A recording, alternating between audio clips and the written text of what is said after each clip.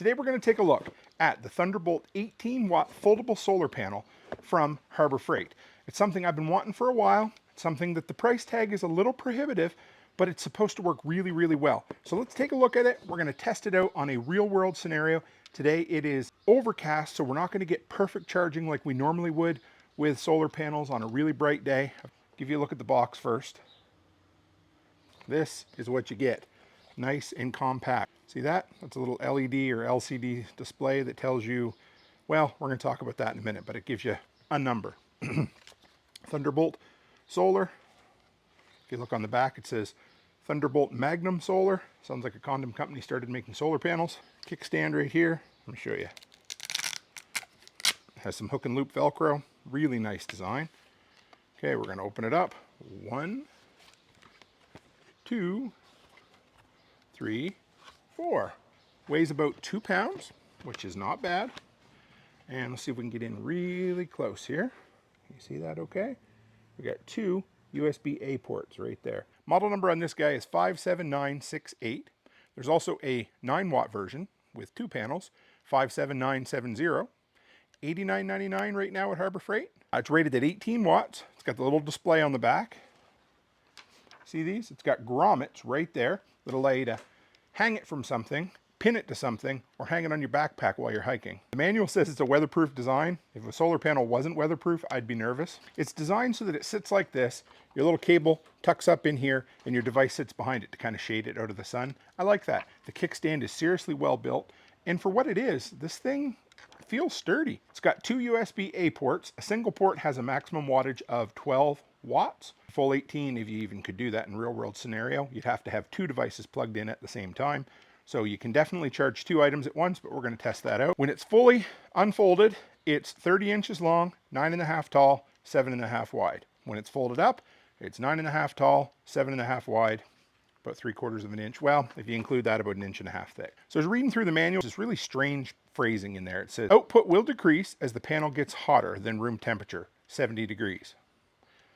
I mean, solar panels are designed to get hot, aren't they? Limited 90-day warranty, which is kind of standard with Harbor Freight stuff, 30 to 90 days. When I start running this, I'm going to be charging battery packs off it so that I can store the sun energy during the day and then pull off it during the night when you're really going to need it. So the really confusing thing about this is this little LCD display on the back. It's really just 2 decimal places or 2 digits.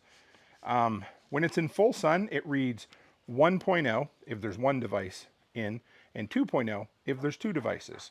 We're not going to get to the 2.0 thing. What we're going to do is basically that 1.0, we're going to treat that as 100%. You can move it around to give you an idea of, oh, I'm getting a little better sun here. But if you guys want to see the type of day it is today, you can take a look up there. Very overcast, but we're going to set this up. We're going to see how much of a charge in an hour. Those right there a little bit, I think they're okay, but man, I wouldn't want to break them. Oh, that's the cracking noise you heard there. We're going to set it up. Some of the reviews says it works great on an overcast day. Some of them don't. See what kind of juice we can get out of it. And we'll be back. Right here you can see roughly the angle it wants to stay at. I try to adjust the kickstand a little bit, but you'll see it doesn't really like to stay there. It kind of likes to stay at about a 45 degree. If you want it to sit a little bit higher, you're going to want to put something heavy behind it, or at least so it doesn't slide. And you'll also notice that those 2 outside edges, where they're the ones that are the mostly folded, they want to fold back on themselves. And then behind there, it leaves a really nice spot to hide your electronics in the shade.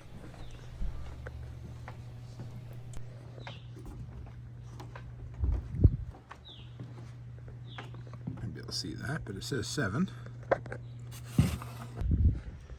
Okay, 1 hour.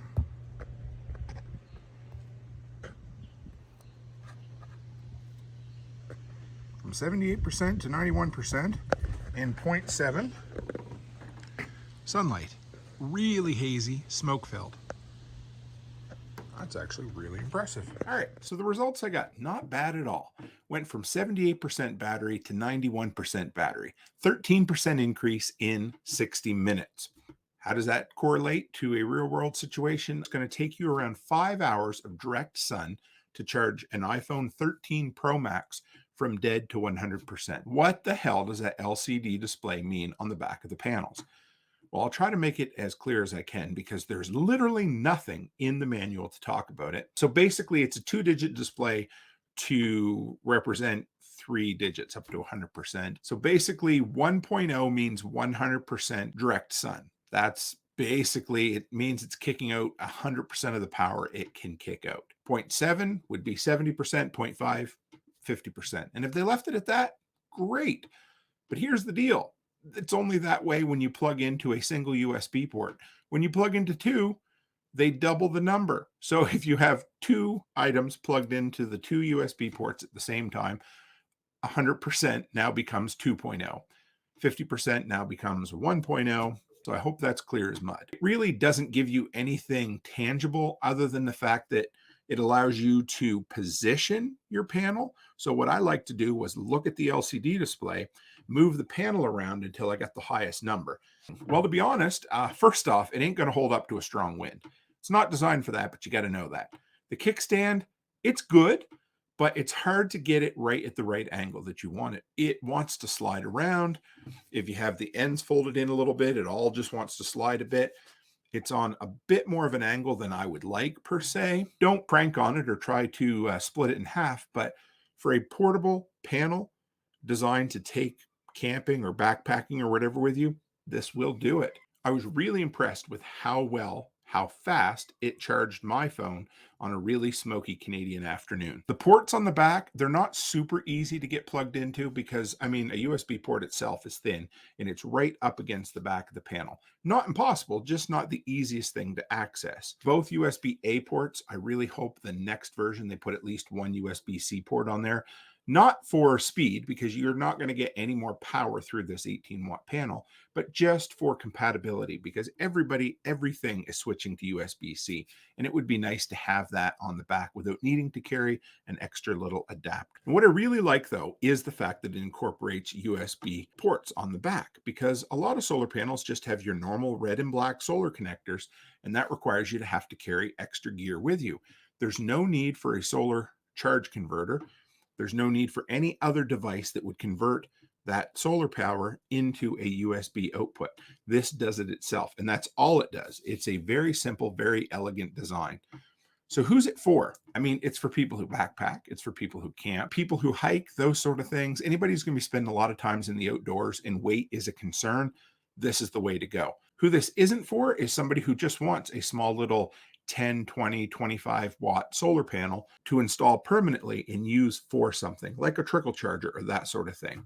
I mean, this might be something you want to fold up, throw into your seat, and then put on your dash and charge your phone or other devices, battery packs while you're at work, while your car's in the parking lot. If you want something like that, you can also buy a 25-watt rigid panel from Harbor Freight for $65. You get about a third as much, again, power for a little bit less money. The inconvenience of not being able to fold it up and it not having USB ports directly on it. This product's a great product. It's built well and it does exactly what it's supposed to do for the people that it's supposed to do it for. I love it. I'm going to use it. I'm going to take it to prepper camp with me. And if you're looking for it, I'd grab it. Try to buy it on a coupon if you can save some money or if it happens to come on sale. So here's the thing. If you're still watching this video, that means I made this video for you. And if you want more just like this, hit the subscribe button, stick around. And if you're into Harbor Freight and backup power, check out the Harbor Freight Predator 3500 watt inverter generator review I did there. And as always, stay happy, stay healthy, and have a great week.